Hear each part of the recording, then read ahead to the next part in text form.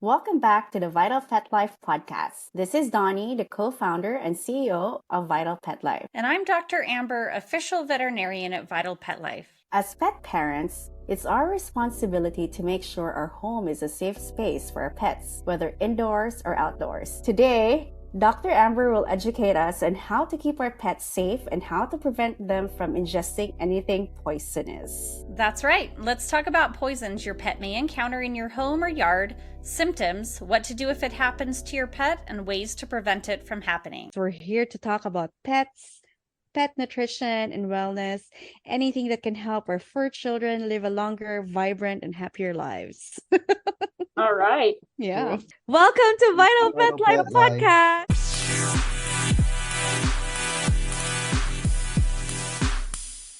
Dr. Amber, so what are the common household poisons for pets? Like I've been hearing about all the toxins that we have in the house that we didn't even know could be poisonous or bad for our pets. Yeah, some of the top things that your pets may be exposed to are human and animal medications. I actually looked up the top 20 poisons on Poison Pet Helpline.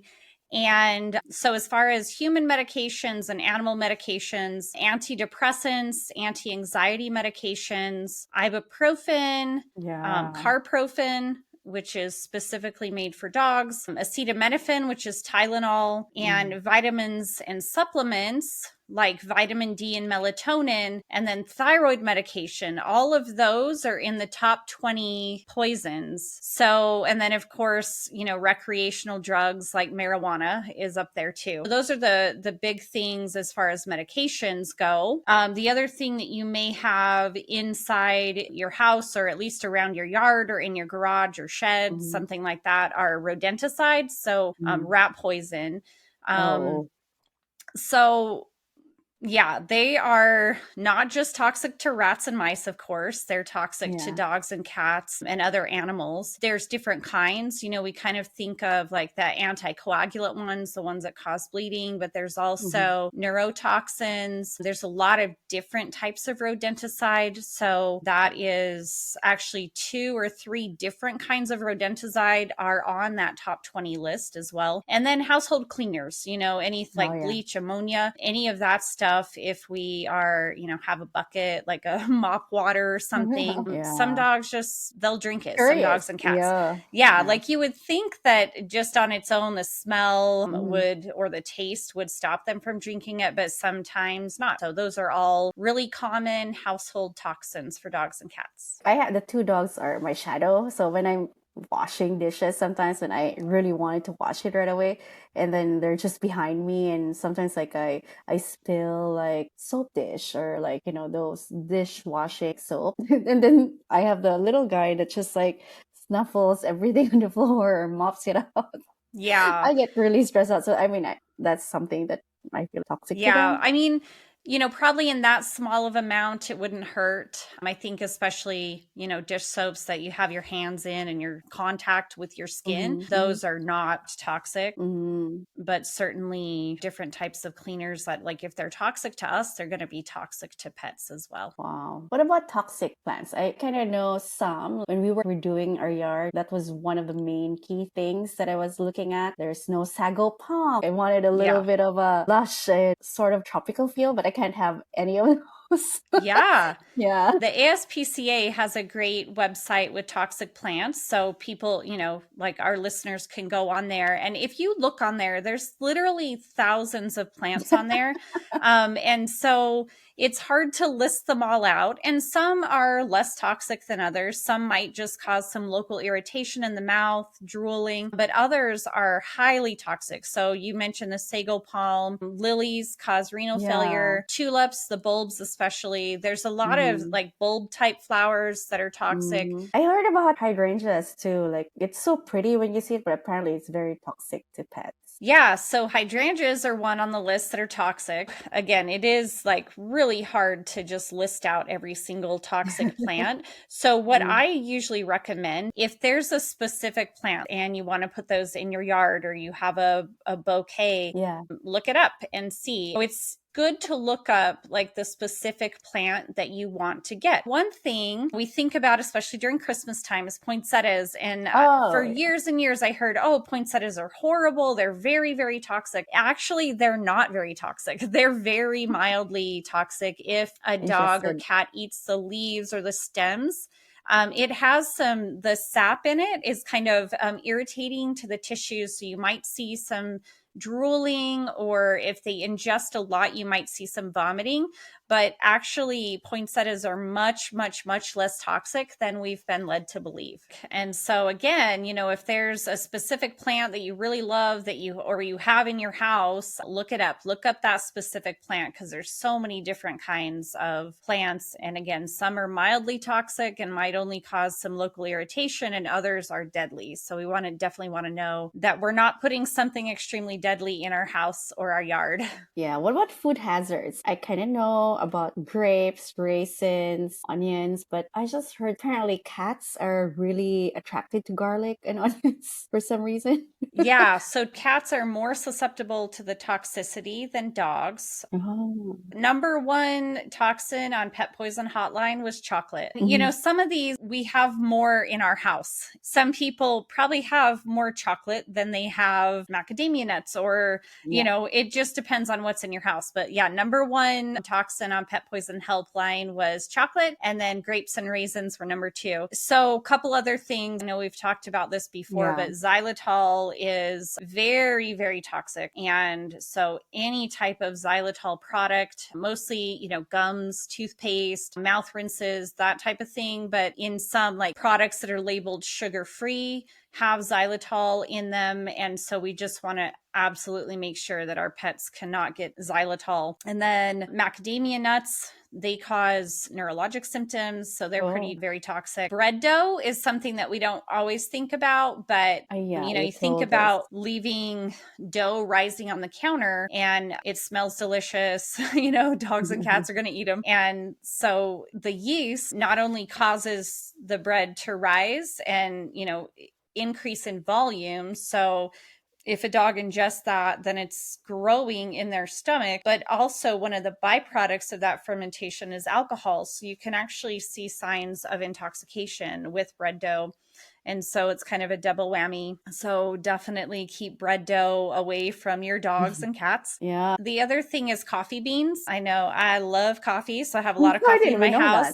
house. But just sort of like with chocolate, the caffeine, the theobromine that's in coffee beans is toxic to pets. However, coffee grounds are usually okay because caffeine is hydrophilic, which means it goes into water. So there's almost no caffeine left in coffee grounds. So it's the roasted beans, or if you're one that roasts at home and you have green beans. So those are both toxic to dogs and cats. Well, you discussed about like signs already. Probably what are the key signs of determining that the dog or like the animal was able to induce something poisonous? Yeah, that's Other a great than, question. I think, yeah. most of the time you're going to see like vomiting and diarrhea. That's really common with lots of different types of toxins. Drooling, kind of tremoring, shaking, lethargy, sometimes pale mucous membrane. So if you look at the gums, they're pale Mm. rather than a nice pink color. Weakness and agitation. Of course, look for, residue around the mouth or signs on the floor or in the backyard that your pet has gotten into something. So some of those are common with lots of different types of toxins, but of course it depends on the specific toxin as to what the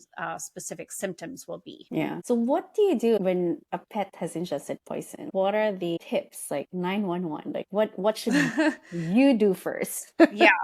I mean, I would definitely get them to the vet as soon as possible. One thing that's very, very important is to identify the specific toxin. So let's take those rodenticides, for example. Mhm. If you have an anticoagulant rodenticide versus a neurologic toxin, those kind of the initial treatment is the same. Like the vet will induce vomiting, it's called decontamination. You try to get as much of the toxin out of the system, but it is really important to know the specific toxin that they ingested. Mhm. a lot of times you're going to induce vomiting, but there's some things that you may not want to induce vomiting because it'll cause even more irritation if the pet brings it up, vomiting. So again, just really, if you have a package of something that they've gotten into, vitamins, medication, like bring that with you to the vet. The other thing is Pet Poison Helpline and ASPCA Animal Poison Control both have 24-hour care. And so you can, if you're like far away from a vet, at least, call one of those numbers and say, whatever, my dog ingested such and such, and get immediate recommendations. And then just know, we talked about signs of poisoning. Well, there's some toxins that you won't even see signs initially. So one big example is the anticoagulant rodenticides.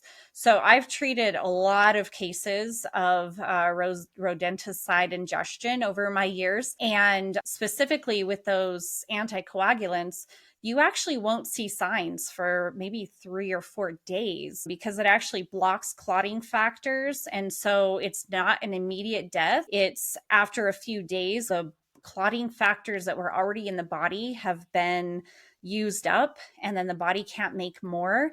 And then the pet starts to bleed, bleed. I've seen, bleeding from the gums, bleeding in the urine. And so that's just, we don't always see symptoms, and it's never a wait and see. Like, you want to do something about it right away. And it's best for most toxins within the first 2 to 4 hours. Sometimes you're gone to work all day and you don't know when they've ingested what they have.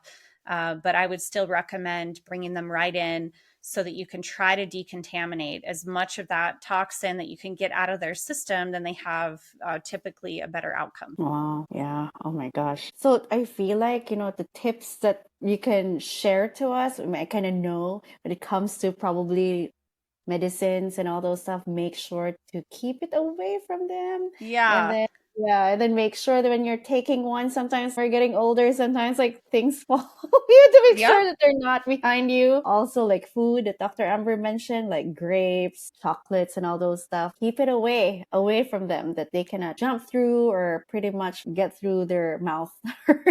Yeah.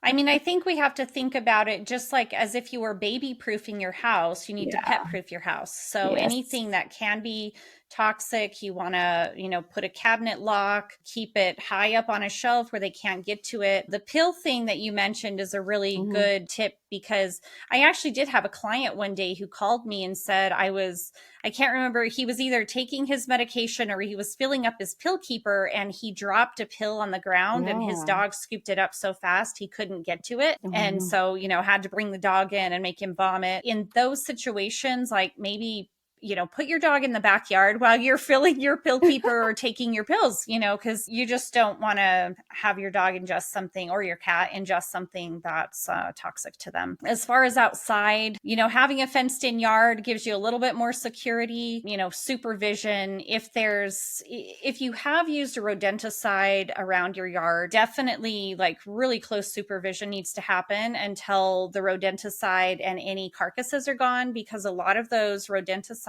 they kill the thing that ingests it. But if a cat or a dog eats the carcass, they can get the toxicity too. So it doesn't just become inactive when the rat dies. So we just want to make sure that we are really careful about outdoor toxins too, that, we're supervising our pets so that they're not going to eat anything that has died from those toxins. Wow. Well, a lot of stuff that we discussed today. And for me, takeaways, pretty much be responsible. Make sure that they're not behind you when you're doing anything that you think that they can't ingest. Yeah. Yep. And then always, there's lots of resources, like I said, Pet Poison Helpline, ASPCA, Animal Poison Control that you can call. Also, what you just said, pet proofing the home. Like when you bring in a pet, like make sure that, it's different. Everything that you do pretty much, is it safe for them? Can I have this? Like, can I bring this plant in or whatever? All those stuff. I did all of those with these 2 guys. So I'm like, oh my gosh, it's like having a kid. Yep, it definitely is. Thank you everyone who tuned in today. Let's all be responsible pet parents for our fur babies by making our home a safe place for them to play and grow. Don't forget to click the follow button for exclusive tips, pet advice, and more. Thanks again for listening. Pet parents, please remember these tips to prevent your pet from being poisoned. If you have any pet questions, feel free to email us at podcast@vitalpetlife.com. We appreciate your feedback. Your questions will be answered during our Breaking It Down with Dr. Amber segment.